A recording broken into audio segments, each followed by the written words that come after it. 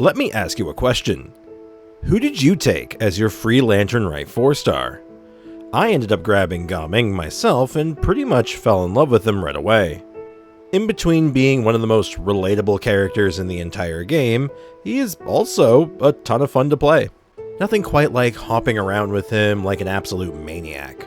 Combine that with the newest 5-star release Cloud Retainer, and yes, I refuse to call her Xianyun, we actually have the potential for a really strong 4-star on-field DPS, which is generally a rarity. So today I'm going to break down his kit, his role, and a bunch of teams that he can shine in. Let's get started. Starting with his normal attacks, they are generally unimpressive, but can actually have some use and are worth leveling up in many cases. Ironically, it's because of the plunge damage when combined with characters like Cloud Retainer or a C6 Bennett. His actual bread and butter, though, is his skill, where he dashes forward and if he connects with an enemy, he leaps into the air, allowing him to perform a special plunge attack with its own unique scaling. Even though it's the skill's unique damage, it is considered plunge damage and not skill damage. This will become relevant later. This skill also consumes a percentage of his maximum health. As another note, it's not considered damage to himself. Instead, it's just considered a cost of the ability.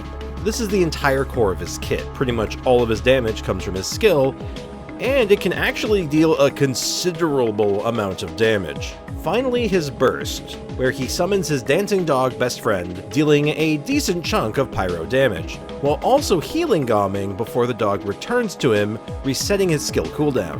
If Gaming uses his skill during his burst, his dog will repeat the process minus the damage, allowing Gaming to start spamming his skill over and over again for massive damage. The cost of his burst isn't super high, but his personal energy generation out of the box is a bit on the low side, meaning he'll need some assistance to make sure it's available at all times. Moving on to his passives. Passive 1. After plunging with his skill, he heals a small amount of health over time.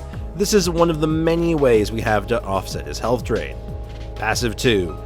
If Gaming is below half health, he gains 20% more incoming healing, and while above half health, his skill's plunge damage is increased by 20%. Very basic, but it gets the job done and makes a lot of sense. Given that he's a new character, many of us won't have a lot of Constellations on hand. Though I did end up rolling on Cloud Retainer, I actually ended up with this C4. But it still makes sense to cover him given he's a 4-star, and therefore a lot more accessible compared to 5 stars. C1, when Gaming's dog returns Dim from his burst, he heals for 15% of his max health. Yet another great way to offset his health drain. C2, when Gaming is overhealed, he gains 20% bonus attack. Very simple, more attack, more good. C4, after Gaming hits an enemy with his skill's plunge damage, he regains some energy. It has a 0.2 second cooldown. This pretty much fixes most of his energy issues that you could have. This plus any character that can generate a few pyro particles for him and you're pretty much good to go. Finally, C6. His skill's plunge damage area of effect is increased and its crit rate and damage is increased. Again, insanely simple, but man, is this good on paper. I can't wait to get this Constellation eventually for myself to see how much damage he can really do. For weapons, I found myself bouncing between Wolf's Gravestone and the Battle Pass weapon Serpent Spine. The weapons like Skyward Pride, for those who lack his C4, can be very good, as well as the Fontainian Crafted weapon can also be very good for the free-to-play players out there. Worth noting, I did test him out with Dia's Beacon of the Reed Sea, since on paper it seemed great. More attack, crit rate, who could ask for more? Sadly, Gaming's skill cannot trigger either of the passives on this weapon, as he doesn't deal skill damage, and he doesn't take damage from his skill technically. Artifacts I was struggling with a bit. Giving him Marechaussee Hunter made a lot of sense, even though he really doesn't benefit his plunge damage in any meaningful way. The free crit rate can go a long way. Sadly, I lack even a remotely good set, so that was a no for me. So I ended up going with Crimson Witch, as he could benefit from all elements of the set without any issues, especially when put in Melt and Vape comps. I also toyed around with the idea of putting him on the Vermilion set, but again, I just didn't have a whole set ready to go. But next time I find myself focusing on Gaming, you better believe that's what I'm going to be trying out. Altogether, these are the stats I ended up with. So, what teams does this man work with? Well, my first team was actually a vape team, using Cloud Retainer to amplify his plunge damage, and Bennett to give him an attack buff plus his Pyro Infusion, to do even more plunge damage on his downtime. Since Cloud Retainer is new, I'll briefly touch on what she's doing here. Cloud Retainer's burst gives your active character increased jump height, as well as an AoE Animo effect to all of their plunge attacks. Their passives both synergize with plunge gameplay as well, giving bonus crit rate to plunge attacks, and giving an even greater damage boost to make those plunges even punchier. Combining this with C6 Bennett can make for some devastating pyro plunges in between Gaming skills. Add in Kokomi for more healing and some Hydro application, and we have ourselves a pretty convincing vape setup. I found this team to be pretty solid, but I really missed having the kind of Hydro application that comes with characters like Shinsho, since his rain swords just don't activate on plunges. This team cleared the Abyss with no issues, but it felt a bit clunky at times. This is one of those teams that would really benefit from having Furina. Next up, we're going to be bringing back Chevreuse already, with a really nice Overload team. Similar to my Dia Overload team from last week, we can see some pretty decent and consistent numbers, and given that we get to run Raiden plus a bunch of Pyro units, Gaming's Burst is always available, making for a really smooth rotation.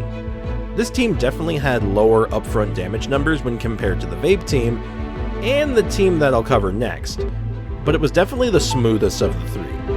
I'm the big fan of this sort of Overload setup, plus I think it's pretty fun.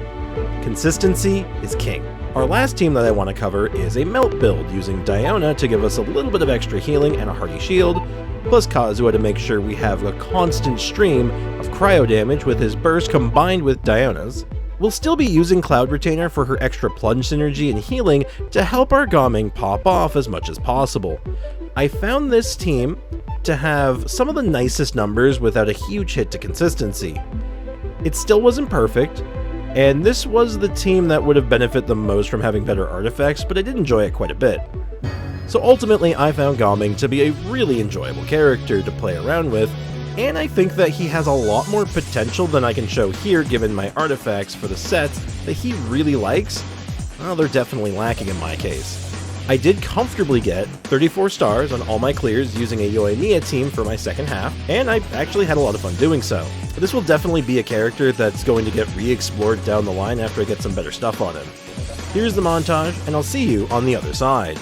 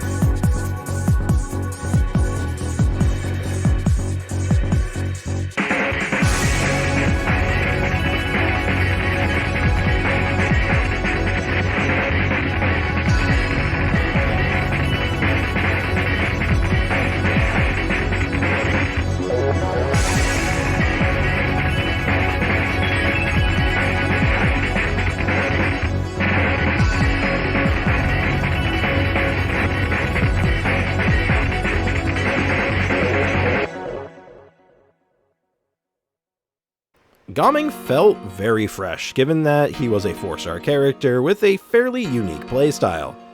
Jumping around like a madman has a certain appeal to it, I suppose. Plus, I've been really enjoying the idea of being able to say gaming with Gaming for this entire video, so there's that as well. If you like what you saw and think I deserve it, please leave a like and subscribe, and tell me in the comments down below your thoughts on Gaming. I also stream here on YouTube, 10 AM to 2 PM Eastern Time, so if you want a chill stream to hang out in and see some weird builds along the way and off-meta garbage, I'd love to see you there. Anyway, that's all from me. Cheers.